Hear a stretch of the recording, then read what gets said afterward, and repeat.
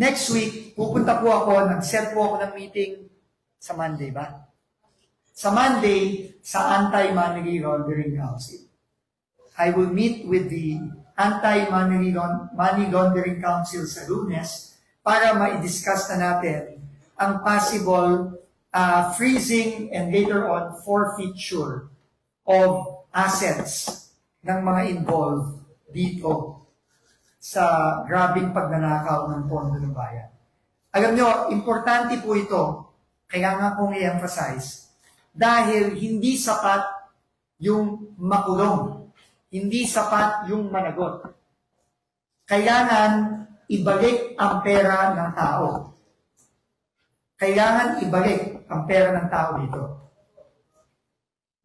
Bilyon ang pinag-uusapan natin dito ng mga proyekto. Kailangan ibalik yung pera niya. At yan din ang gagawin natin. So lahat ng pa-file natin ng criminal case sa ombudsman, meron niyang kakambal na proseso para ibalik ang pera ng taong bayan. At yon ang tatlong gagawin natin.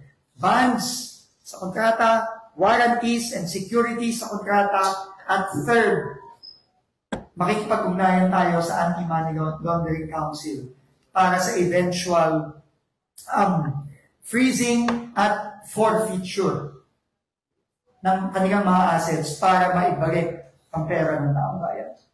So yun po, no, ang aking tatlong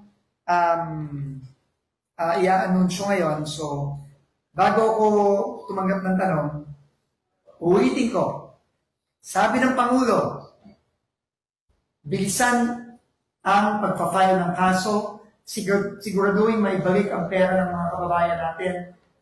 Kung saan tayo dadalhin ng ebidensya, doon tayo pupunta. Wala tayong sasantuhin dito. Kailangan managot at kailangan maibalik ang pera ng ating mga kababayan.